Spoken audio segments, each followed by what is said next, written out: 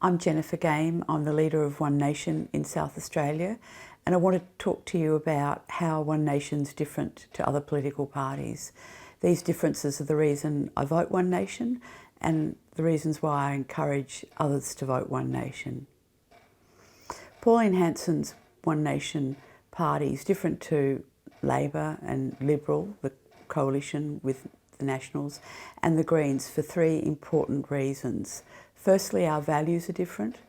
Secondly, we're socially conservative. And thirdly, we believe in evidence-based decision making. We don't follow any ideology, we're practical. We don't like socialism, we don't like communism. So what are our values? Our values are equal opportunity, equality before the law, as many freedoms as possible, and the right to own private property. Now, you wouldn't think that that would make us very different from the other political parties, but regrettably it does. These values answer the question, how does One Nation want to see our society organised? We believe these values will mean that no one is any less or any more than anybody else, and that's the kind of society we want. Knowing our values means that we're predictable. Our elected members are predictable because our commitment to these values helps us decide how to make decisions. In One Nation, we believe equality before the law, which means all individuals should be treated equally, regardless of their race, ethnicity, or any other characteristic. Our commitment to equality before the law means that we will not support race-based legislation like the First Nations Voice Act 2023 in South Australia. It also means we're campaigning against the Voice constitutional change because we won't vote or support for any race-based legislation. The Yes Vote campaign argue race-based legislation is needed to overcome historic injustices, but we believe that injustice is better served with needs-based legislation.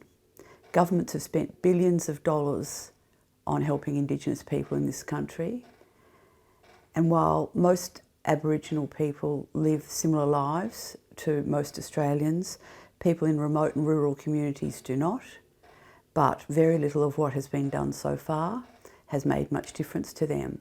But it has, in fact, created an elite Aboriginal industry, and they're doing very, very nicely.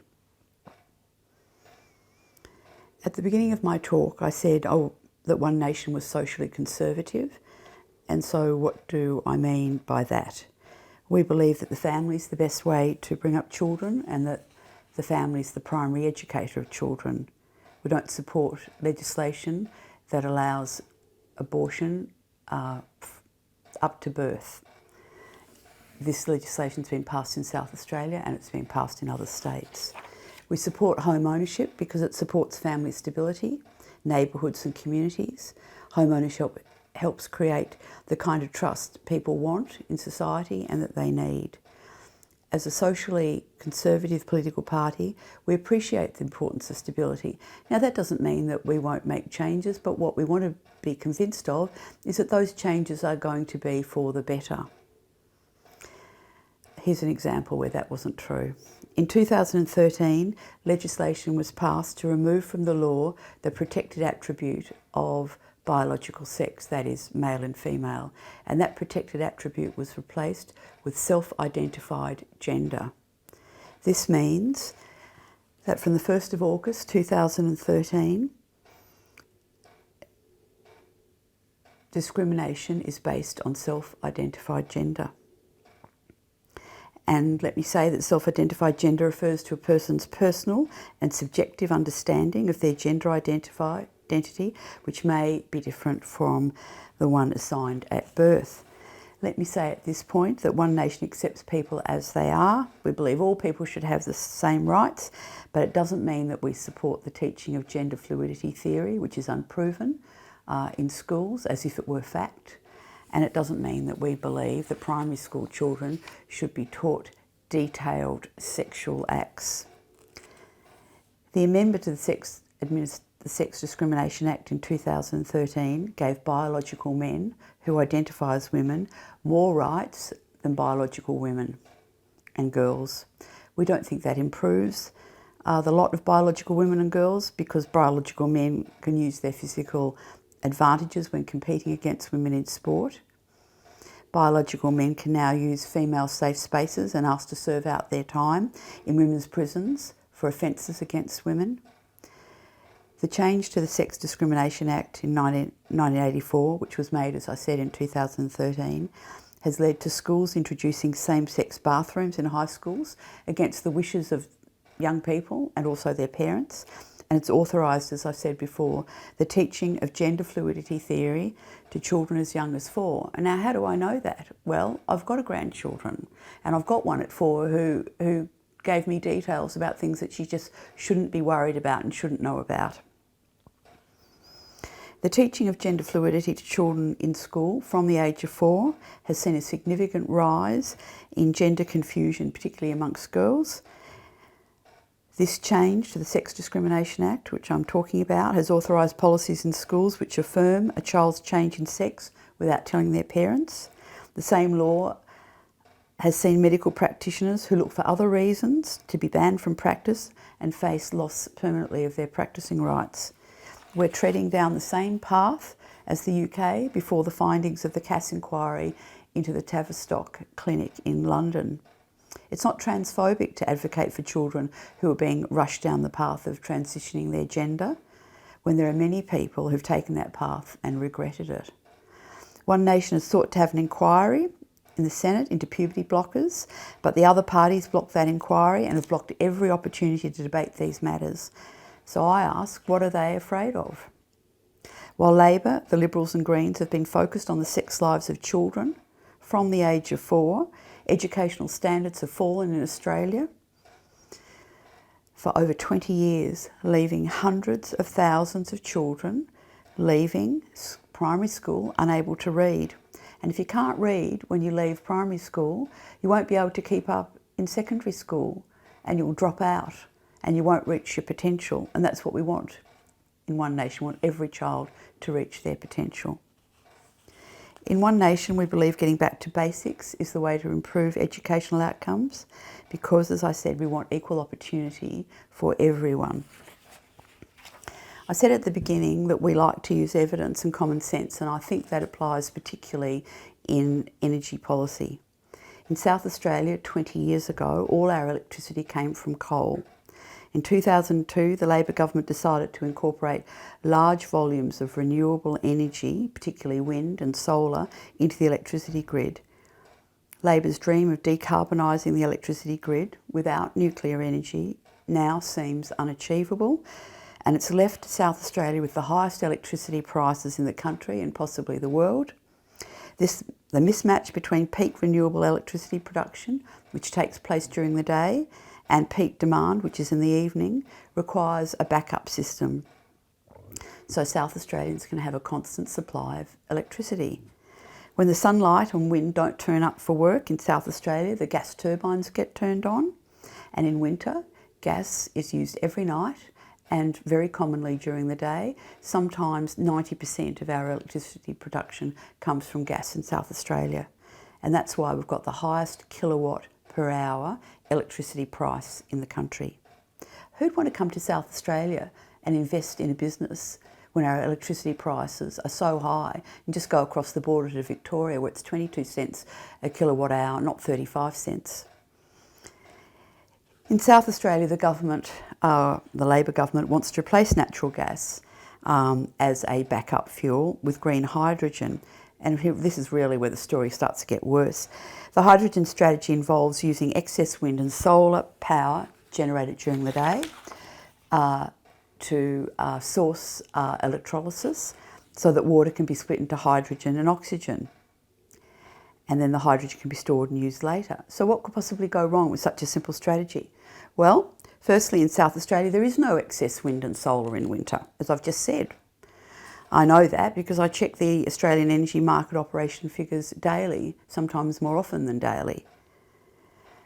Secondly, the technology to split water into hydrogen and electricity relies on a constant electricity supply.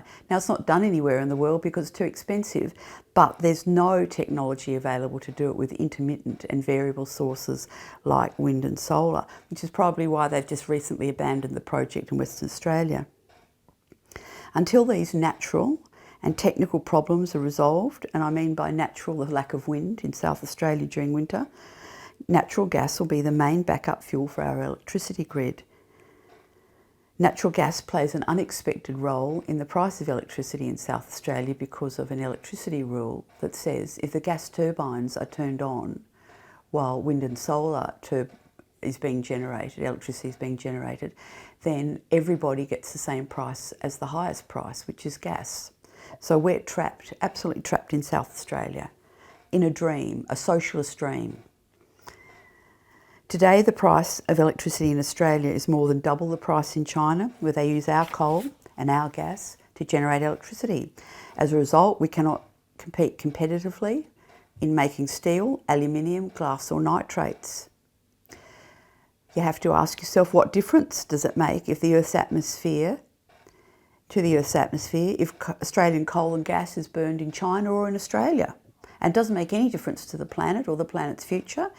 But it's going to make every difference to the living cost of Australians, the level of debt passed to the next generation, and the ability of our economy to pay for the goods and services that we need. It's no surprise that we've got fewer hospital beds in South Australia today than we did in 2008. Labor and Liberals will hope that you won't see the double standards that they play of heading towards net zero while we're exporting coal and gas, but we call it to your attention.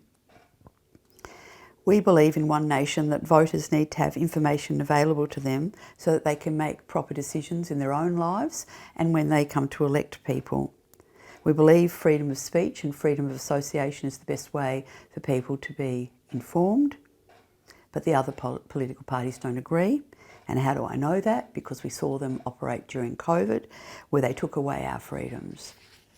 When Labor returned to power in South Australia in 2022, the first legislation they passed was a change to the Public Health Act, which will ensure that when the next pandemic comes, we will lose even more of our freedoms. That was their highest priority. One Nation was the only party in the Parliament to vote against that legislation. One Nation differs from other political parties because we listen to voters, because we want to. And there's no more clear example than in migration. The big parties know high levels of immigration cause the housing affordability crisis and lead to long waiting times to see medical specialists and a host of other problems. And they know what the findings are of decades of surveys of Australians, but they ignore that.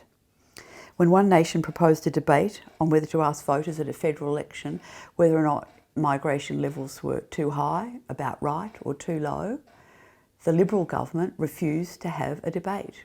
Refused. They were not willing to let Australians hear they were not willing to let Australians' voices be heard, not even in a debate, let alone a vote on the bill. Only months ago, we in One Nation sought a debate to end the circular definition of Aboriginal in legislation, and that definition is an Aboriginal is a person of the Aboriginal race. It's completely circular and completely useless. Anyway, again, the Labor government stopped a debate on that matter. That is, they don't want you to know what the problems are with that, especially so close to the Voice referendum. Labor now proposes to give new powers to a government agency to decide what information you can know about. They've decided that they can determine what's misinformation and disinformation. The Communications Legislation Amendment Combating Misinformation and Disinformation Bill 2023 proposal will see censorship enabled, and that will lead to government propaganda. Once the government decides what you can know and what you can't know, your ability and to make decisions will be reduced and your freedoms to act will be reduced. We oppose that legislation because on principle we want people to have as many freedoms as they can. In finishing, I want to say that One Nation's different from other political parties because our values are different, we're socially conservative, and we make evidence-based decisions, and we're practical about that. One Nation has elected members in Queensland, New South Wales, Victoria and South Australia. And what that tells me, and hopefully you, is that the election of these members of Parliament, federally and in the state, shows a primary vote for One Nation is a vote that's very well spent. So I hope that you'll think about One Nation carefully because we're a very, very different political party to everybody else. Thank you.